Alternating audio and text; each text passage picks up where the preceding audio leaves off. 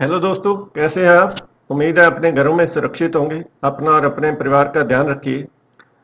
Mask पहनिए, social distancing को follow कीजिए, गवर्नमेंट की गाइडलाइंस को फॉलो कीजिए ताकि इस पैंडेमिक को जल्द से जल्द हरा सकें।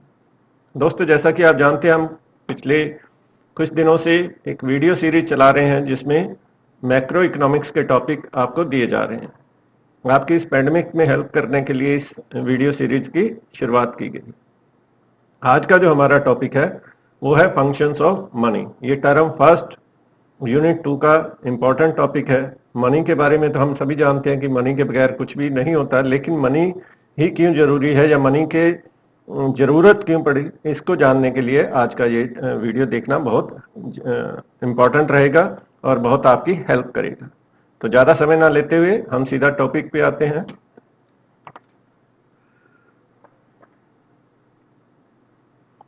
Functions of money. Functions of money को जानने से पहले आप एक ऐसी सिचुएशन के बारे में जब तक नहीं जानेंगे कि मनी की जरूरत क्यों हुई, मनी का एवोल्यूशन क्यों हुआ, तो आप इसके फंक्शंस को अच्छे से समझ नहीं सकते। तो हम पहले चलते हैं एक बार्टर सिस्टम। मनी जब नहीं थी तो तब लोग कैसे जीते थे। मनी जब जब जैसे जैसे एवोल्यूशन हुआ, उससे पहले मनी थी ही नहीं, मनी नाम की कोई चीज नहीं थी। तब लोगों का जीवन कैसा था? तो लोग आपस में एक दूसरे से ऐसे चीजें एक्सचेंज कर लेते थे, लेकिन उसमें कुछ प्रॉब्लम्स थी। उन प्रॉब्लम्स को डिस्कस किए बगैर फंक्शंस ऑफ मनी या इंपॉर्टेंस ऑफ मनी को हम नहीं समझ पाएंगे। तो पहले हम इस बार्टर सिस्टम की प्रॉब्लम समझते हैं। बार्टर सिस्टम क्या था? जिसमें कमोडिटी के बदले कमोडिटी ही एक्सचेंज की जाती थी। इसके बदले कोई ऐसा मनी का कोई टॉपिक ही नहीं था, मनी का कोई कंसेप्ट नहीं था। कोई फ्रूट दे के किताबें उस समय ज्ञान जो था गुरुकुल में ही मिलता था। तो ऐसे बुक्स वगैरह जो भी है वो सारे काम थे, वो सारे कमोडिटी के बदले ही कमोडिटी देके ही पूरे किए जाते थे। ऐसा कोई मुद्रा का कोई या मनी का कोई एग्जिस्टेंस नहीं था। तो उस समय क्या प्रॉब्लम्स थी, क्या प्रॉब्लम फेस करनी पड़ी इंसान को कि उसको मनी की जरूरत महसूस हुई। तो बार्टर सिस्टम में पहली प्रॉब्लम थी problem of standard unit of value. आपने देखा पिछली पिक्चर में बहुत सारे लोग एक दूसरे से कमोडिटी एक्सचेंज कर रहे हैं या करना चाह रहे हैं, लेकिन उसकी वैल्यू कौन डिसाइड करेगा? अभी आप जाते हो मार्केट में, आप सीधा क्या पूछते हो दुकानदार से? क्या प्राइस है, यही पूछते हैं। आप शूज की दुकान पे जाते हो तो शूज का प्राइस पूछते हो, कपड़े की दुकान पे जाते हो कपड़े का प्राइस पूछते हो, अगर किसी रेस्टोरेंट में जाते हो तो खाने का प्राइस पूछते हो। तो हर चीज की वैल्यू मनी के रूप में मेजर होती है। अगर मनी ही ना हो तो आप कैसे प्राइस किसी की डिसाइड करोगे? उस कमोडिटी की जो वैल्यू है उसको कैसे मेजर करोगे? तो ये एक बड़ी समस्या थी। लोग एक्सचेंज करते वक्त बड़ी प्रॉब्लम होती थी कि एक गाय के बदले कितना अनाज दिया जाए या अनाज के बदले कितना कपड़ा दिया जाए। तो ये हर बार चेंज होता रहता था और इसको मेजर करना बड़ा मुश्किल था। प्रॉब्लम ऑफ डबल कोइंसिडेंस, ये बड़ी प्रॉब्लम थी। इसमें क्या होता है कि आपके पास जो चीज कमोडिटी है, आप उसको एक्सचेंज करना चाहते हो किसी दूसरे से। अब दूसरे के पास भी वो कमोडिटी होनी चाहिए जिससे आप एक्सचेंज करना चाहते हो, और आपको उस कमोडिटी की जरूरत हो और उसको आपकी कमोडिटी की। मान लीजिए, एक एग्जांपल के थ्रू आपको समझाने की कोशिश करता हूं कि आपके पास क्लॉथ है, आप क्लॉथ देके अनाज लेना चाहते हैं। अब जिस व्यक्ति के पास अनाज है उसको क्लॉथ की जरूरत ही नहीं है, वो आपके क्लॉथ नहीं चाहता। उसको क्या चाहिए? उसको कुछ और, मान लीजिए वो अपने कुछ लकड़ी का फर्नीचर लेना चाहता है, तो आपका एक्सचेंज हो ही नहीं सकता। ना वो आपको अपना अनाज है या गेहूं है वो देने के लिए रेडी है, ना आप क्लॉथ दे सकते हैं। तो ऐसे व्यक्ति को आपको ढूंढना पड़ता था जिसको आपकी जरूरत, आपकी वस्तु की जरूरत हो और उसके पास वो वस्तु भी हो जिसकी आपको जरूरत है। तो डबल कोइंसिडेंस इसी को कहा जाता था कि आप क्लॉथ देके राइस लेना चाहते हैं। अब जिसके पास राइस है उसको भी क्लॉथ की जरूरत हो, अगर उसको क्लॉथ की बजाय फर्नीचर की जरूरत है तो ये एक्सचेंज नहीं हो सकता था। अभी क्या हो गया? अभी आपके पास क्लॉथ है, आप मार्केट में सेल कीजिए, उसके बदले पैसा लीजिए, और जिसके पास राइस है उसके पास जाइए, उसको पैसा दीजिए, राइस ले लीजिए। तो ऐसी अब कोई कोइंसिडेंस की जरूरत नहीं है। उस समय एक्सचेंज करना बड़ा मुश्किल था। तो ये problem of double coincidence. Transfer of value, आप गांव में रहते हैं, अपना होम सेल करना चाहते हैं और सिटी में बनाना चाहते हैं, तो अभी क्या करते हैं, गांव में आप किसी को भी मकान सेल कीजिए और दूसरी जगह परचेज कर लीजिए, ये कोई प्रॉब्लम नहीं आएगी। लेकिन पहले क्या था कि आपको ऐसा व्यक्ति चाहिए जो सिटी में, जिसके पास घर हो और वो गांव में घर लेना चाहता हो, या अपना यहाँ की वैल्यू आप अपने बच्चे को अभी पढ़ाना चाहते हैं, तो क्या करते हैं, पैसा उसके अकाउंट में डालते हैं और दिल्ली में भी, कहीं भी, वर्ल्ड के कहीं भी स्टडी कर सकते हैं। लेकिन पहले क्या होता था, अगर आपको एजुकेशन के बदले पैसा देना है तो कैसे देंगे? वैल्यू तो है, आपके पास बहुत सारा अनाज है, लेकिन अनाज को ले जाके तो यूनिवर्सिटी में नहीं दे सकते। तो इस तरह की बहुत सारी प्रॉब्लम थी वैल्यू को ट्रांसफर करने के लिए। कमोडिटी को एक जगह से दूसरी जगह लेके जाना बड़ा मुश्किल था।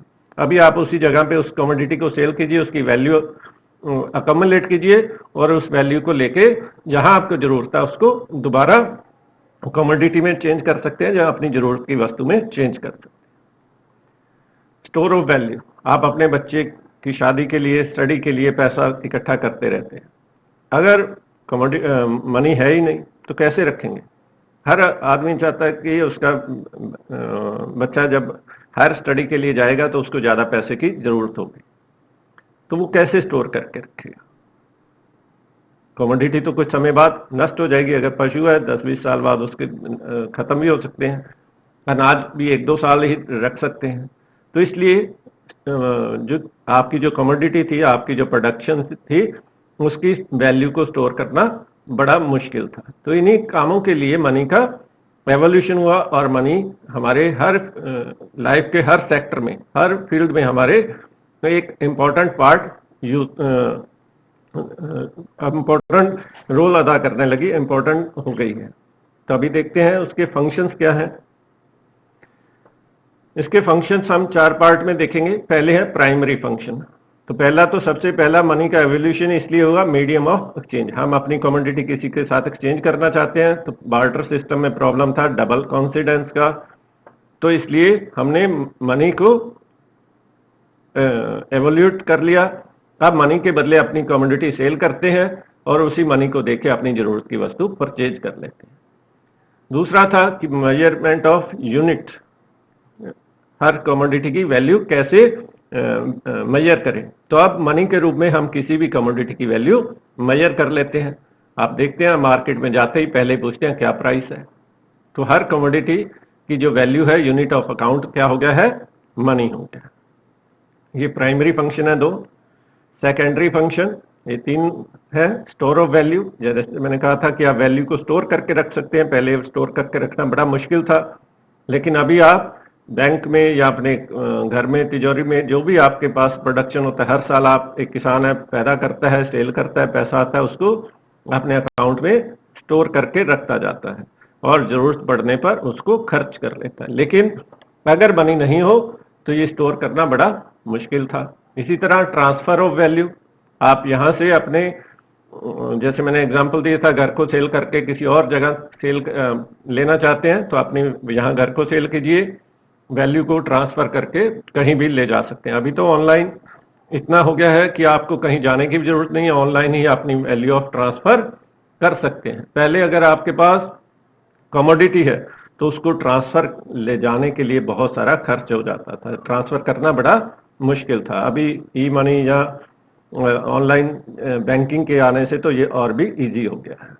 स्टैंडर्ड ऑफ डेफर्ड पेमेंट, हर एम्प्लॉय को मंथली सैलरी मिलती है, हर जो कॉन्ट्रैक्टर है उसको मंथ के बाद या काम कंप्लीट करने के बाद उसकी अर्निंग्स दी जाती है। अगर मनी नहीं होगी तो ये करना मुश्किल हो जाएगा। इन फ्यूचर में, जो फ्यूचर में हमें पेमेंट्स करनी है, वो भी हम मनी की हेल्प से ही कर सकते हैं, नहीं तो ये करना बड़ा मुश्किल था। अब कैसा लगे कि एक सैलरीड पर्सन 1 महीना काम करे और उसके बाद उसको बहुत सारी कमोडिटीज दी जाए, तो बड़ा मुश्किल हो जाएगा उसको देना भी और उसको कैरी करके ले जाना भी। अब स्टैंडर्ड ऑफ डेफर्ड पेमेंट, जो फ्यूचर में पेमेंट्स है, वो भी हम मनी के रूप में करते हैं, जहां आप किसी से उधार लेते हो और उसी को वापस करना है, तो विद इंटरेस्ट आप रिटर्न कर देते हैं।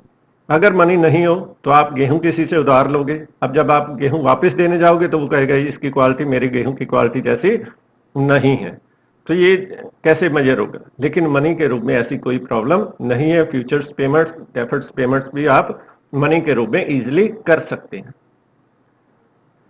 कंटीजेंट फंक्शन ये इकोनॉमी को पुश करते हैं, इकोनॉमी में डायनामिक फंक्शंस भी कह देते हैं। क्रेडिट क्रिएशन, बैंक मनी के आधार पे ही बहुत सारी क्रेडिट, ये क्रेडिट कार्ड, डेबिट कार्ड कैसे चले हैं मनी के रूप में। अगर ये नहीं होते, मनी नहीं होती तो इनका कोई वैल्यू भी नहीं था। क्रेडिट क्रिएशन जो बैंक करते हैं उसको भी मनी के कारण ही हो पाया है। अगर मनी नहीं है तो बैंक क्रेडिट क्रिएशन नहीं कर सकते। क्रेडिट क्रिएशन का एक बढ़िया टॉपिक है, इंपॉर्टेंट टॉपिक है, वो अभी आने वाले समय में इसको और अच्छे क्लियर तरीके से आपको एक वीडियो के थ्रू समझाएंगे। इसका थोड़ा वेट कीजिए। क्रेडिट क्रिएशन अभी समझ लीजिए कि उधार देना, जितना जमा है उससे ज्यादा उधार देना। बैंक क्या करते हैं, जितना उनके पास लोगों का सेविंग है उससे ज्यादा वो उधार दे देती है, उसको क्रेडिट क्रिएशन कहते हैं। तो ये कैसे होता है इसका आने वाले वीडियो से आप देख सकेंगे। डिस्ट्रीब्यूशन ऑफ इनकम, पहले डिस्ट्रीब्यूशन क्या होता था, उत्पादन होता था तो वस्तुओं को ही आपस में बांटा जाता, पर कई ऐसी कमोडिटीज हैं, कई ऐसी प्रोडक्शन है जिसको आप बांट नहीं सकते। मान लीजिए एक किसान ने अनाज बोया तो वो सभी को अनाज बांट देगा, वो तो एक प्रॉब्लम होगी। लेकिन किसी ने एक कंस्ट्रक्शन का काम किया, एक घर बनाया, अब घर बनाने में उसने अपना जमीन खरीदा तो जमीन वाले को पैसा देना है, या कोई इंडस्ट्री लगाई है जिससे जमीन लेके इंडस्ट्री लगा ली, उस पर अपना कैपिटल लगाया, फिर लेबर की, फिर प्रोडक्शन किया, फिर सेल किया। अब उस इनकम को बांटे कैसे। अगर प्रोडक्शन को बांटेंगे तो किसी को जरूरत हो, किसी को जरूरत नहीं हो सकती। अभी क्या है, उसको सेल करते हैं, लैंड को रेंट मिल जाता है, कैपिटल को इंटरेस्ट मिल जाता है, लेबर को वेजेस मिल जाती है, एंटरप्रेन्योर को प्रॉफिट मिल जाता है। तो जो इनकम प्रोड्यूस होती है उसको बांटना भी इजी हो गया मनी के रूप में। मैक्सिमम सेटिस्फैक्शन, पहले क्या था, आपके पास जो कमोडिटी है उसको बाइफरकेट करना कई बार बड़ा मुश्किल होता था। मान लीजिए आपके पास एक गाय है और आप 10 केजी गेहूं लेना चाहते हैं, या एक महीने की गेहूं आपके पास कम पड़ गई है, उतनी ही गेहूं लेना चाहते हैं, तो आप कैसे लेंगे। पूरी गाय देंगे और एक महीने की गेहूं लेंगे तो वो बहुत ज्यादा डिफरेंस होगा, गाय की वैल्यू ज्यादा है और एक महीने की गेहूं की वैल्यू कम है। अब आप आधी गाय भी नहीं दे सकते, ये भी प्रॉब्लम है, तो कैसे होगा। तो हम उतना ही खर्च करेंगे जितनी जरूरत होगी, इसलिए हम अपनी सेटिस्फैक्शन को मैक्सिमाइज कर सकते हैं। आपको एक ही वस्तु को, अब एक आपको कपड़ा भी चाहिए, राइस भी चाहिए और फर्नीचर भी चाहिए, और आपके पास देने के लिए एक कोई घोड़ा या गाय है, तो तीनों को कैसे देंगे, बांट नहीं सकते, काट नहीं सकते। तो फिर क्या होता है, अभी उस समय प्रॉब्लम यही आती थी कि आपको किसी एक चीज का चॉइस करना पड़ता था और आपकी जो सेटिस्फैक्शन थी वो मिनिमम रह जाती। अभी क्या करते हैं, हम उस घोड़े को या गाय को सेल करेंगे, उससे जितना राइस चाहिए उतना ले लेंगे, कपड़ा जितना चाहिए उतना ले लेंगे, फर्नीचर जितना चाहिए उतना ले लेंगे, तो हमारी सेटिस्फैक्शन मैक्सिमम हो जाएगी। अगर मनी नहीं होगी तो हमारी सेटिस्फैक्शन किसी एक ज्यादा, जो सबसे ज्यादा जरूरी वस्तु है उसी को लेंगे, बाकी दो को छोड़ना होगा। तो इसलिए हमारी जो मैक्सिमम सेटिस्फैक्शन है उसको भी करने में मनी हमारी बहुत हेल्प करती है। अदर फंक्शन, लिक्विडिटी, मनी सबसे ज्यादा लिक्विड है। आप किसी भी समय किसी को भी मनी देके कोई भी कमोडिटी परचेज कर सकते हैं, तो यह सबसे ज्यादा लिक्विड माना जाता है एसेट। गोल्ड को भी आप किसी को देने जाएंगे तो वो लेने से मना कर सकता है, क्योंकि वो उसको डाउट हो सकता है या इसकी कितनी प्योरिटी है, कि कहाँ से लाया है। लेकिन मनी के बारे में ऐसा कुछ भी कोई क्वेश्चन उसके माइंड में नहीं आएगा। गारंटर ऑफ सॉल्वेंसी, ये बड़ा इंपॉर्टेंट एक मनी का कार्य है। आप एक एग्जांपल के थ्रू समझिए कि आपको किसी को पेमेंट देना है और वो पेमेंट देते हुए आप उसको कहते हो कि अरे यार मेरे पास पैसा नहीं है, ये गाड़ी ले जा, मेरा ये बाइक रखा हुआ है ये ले जा। तो वो मार्केट में सोसाइटी में जाके क्या कहेगा कि ये पर्सन तो बिल्कुल कंगाल हो गया है, ये अपनी पेमेंट नहीं कर पा रहा, आज इसने अपनी पेमेंट के बदले मुझे अपना बाइक दिया है। तो ये ग्रंटर ऑफ सॉल्वेंसी की आप अभी भी अपनी जरूरत की चीजें मनी से जब तक खरीद पाते हैं तब तक आपको अच्छा माना जाता है, नहीं तो आपको बैंकक्रप्ट मानने लगते हैं जब आप अपनी पेमेंट्स किसी कमोडिटी के रूप में देने लगते। पहले ऐसा ही होता था, कमोडिटी के बदले कमोडिटी ही दी जाती थी। पर अब क्या हो गया कि अगर आप अपनी कोई भी पेमेंट कमोडिटी के रूप में करेंगे तो वहां आपको बैंकक्रप्ट जैसी निगाह से देखा जाएगा कि ये अपनी जो है सॉल्वेंसी, अपनी जो पेमेंट्स है मनी के रूप में नहीं कर पा रहा। तो इस चीज को भी मनी पेमेंट को भी एक आपकी स्टैंडर्ड के साथ ही देखा जा रहा है। तो ये थे मनी के फंक्शंस। उम्मीद है आपको समझ आए होंगे, और इसको और अच्छे से समझने के लिए आप इसको बार बार भी देख सकते हैं।